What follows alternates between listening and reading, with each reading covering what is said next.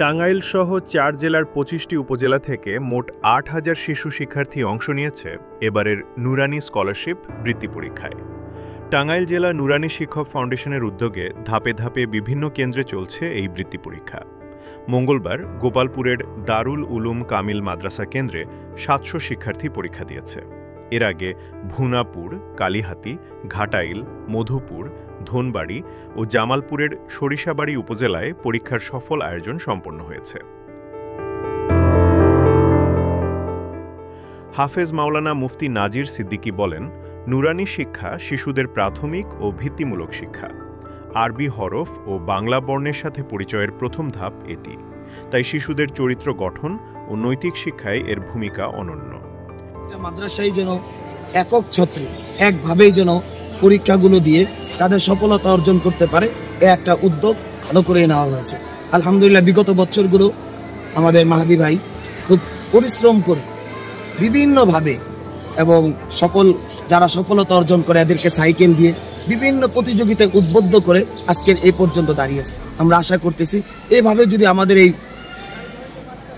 অবস্থা চলতে থাকে, ছাত্রদের মেধার বিকাশ ঘটবে এবং আদর্শ বাচ্চা হিসেবে এই বাচ্চাগুলো গড়ে উঠবে। পরীক্ষার প্রতিটি কেন্দ্রেই শান্তিপূর্ণ পরিবেশ বজায় ছিল। অংশগ্রহণকারী শিক্ষার্থীদের শৃঙ্খলাও প্রশংসনীয়। অভিভাবকরা জানান, নুরানি বৃত্তি পরীক্ষা শিশুদের পড়াশোনায় আগ্রহ বাড়ায় এবং বছরের শেখার মূল্যায়নে কার্যকর ভূমিকা রাখে। মাওলানা নোমান আহমেদ, গোপালপুর উপজেলা জিম্মাদার বলেন, প্রতিটি কেন্দ্রেই অত্যন্ত শান্তিপূর্ণ পরিবেশে পরীক্ষা অনুষ্ঠিত হয়েছে। শিক্ষার্থীদের শৃঙ্খলা সত্যিই প্রশংসনীয়। শিক্ষকরা বলছেন, এটি শুধু বৃত্তি পরীক্ষা নয়, বরং শিক্ষার মানোন্নয়ন, প্রতিযোগিতা সৃষ্টি এবং আত্মবিশ্বাস বৃদ্ধিতে গুরুত্বপূর্ণ। একই সাথে ধর্মীয় শিক্ষায় শিশুদের আগ্রহ বাড়ে। শিক্ষক ফাউন্ডেশন কর্তৃক ওনাদেরকে আমরা ধন্যবাদ জানাই। খুব সুন্দরভাবে প্রশ্নের মান, অনেক সুন্দর মানসম্মত প্রশ্ন করেছে এবং বাচ্চারা সুন্দর করে লিখছে। আলহামদুলিল্লাহ, আশা করি যে আমার বাচ্চারাও পরীক্ষায় উত্তীর্ণ হবে এবং যারা পরীক্ষা দিচ্ছে সকলের জন্য দোয়া করি, সবাই যেন উত্তীর্ণ হতে পারে। আর যারা এই বৃত্তি পরীক্ষা দিলে বাচ্চাদের যে অনেক। নুরানি শিক্ষক ফাউন্ডেশনের সভাপতি শেখ মাহদি হাসান শিবলি বলেন, ২০১৭ সাল থেকে আমরা এই বৃত্তি পরীক্ষার আয়োজন করছি। উত্তীর্ণ মেধাবীদের বাইসাইকেল, শিক্ষা উপকরণ এবং সম্মাননা ক্রেস্ট সহ পুরস্কার দেওয়া হয়। ভবিষ্যতেও এই ধারাবাহিকতা বজায় থাকবে। অন্যান্য ক্যাটাগরিতে যারা আসবে তাদেরকে বিভিন্ন, বিশেষ করে শিক্ষা উপকরণ, সনদ, ক্রেস্ট, বই, ব্যাগ, এগুলো আমরা গিফট করার সিদ্ধান্ত নিয়েছি। এবং অনেকে আমাদেরকে প্রশ্ন করেছে, আপনাদের কি উদ্দেশ্য? আসলে আমরা যে উদ্দেশ্য নিয়ে আমরা মাঠে এসেছি সেটা হচ্ছে, যেহেতু আমাদের একটা শিক্ষক কেন্দ্রিক একটি সংগঠন, টাঙ্গাইল জেলা নুরানি শিক্ষক ফাউন্ডেশন, আমরা প্রাথমিক পর্যায়ে চিন্তা করেছি, আমি যদি আমার কথা বলি, ছোট সময় দেখতাম যে প্রত্যেকটা বাড়ির থেকে পড়ার শব্দ আসতো, পড়ার টেবিল ছিল। কিন্তু কালের বিবর্তনে যদি দেখি, এখন সেই পড়ার টেবিলের পরিবর্তে বাচ্চারা মোবাইল ফোনে আসক্ত হয়ে গিয়েছে।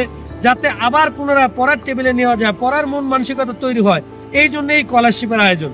আমরা এই স্কলারশিপের আয়োজন করে আমরা যেটা পেয়েছি সেটা হচ্ছে, মাদ্রাসার শিক্ষক, অভিভাবক এবং বাচ্চা প্রত্যেকের মধ্যে একটা পড়ার স্পিড তৈরি হচ্ছে এবং সবাই আমরা ব্যক্তিগতভাবে খুশি, যেহেতু আমরা নিজেরাও এই সংগঠনের সাথে দায়িত্বশীল থাকলেও কিন্তু আমরা নিজেরাও মাদ্রাসার শিক্ষক, যে আমরা এই স্কলারশিপকে কেন্দ্র করে দেখেছি আগে যে সময় বাচ্চারা যত সময় পড়তো তার থেকে অধিক সময় পড়তেছে এবং আগের তুলনায় রেজাল্ট এবং পড়ার পরিবেশ সব দিক দিয়ে সুন্দর হচ্ছে।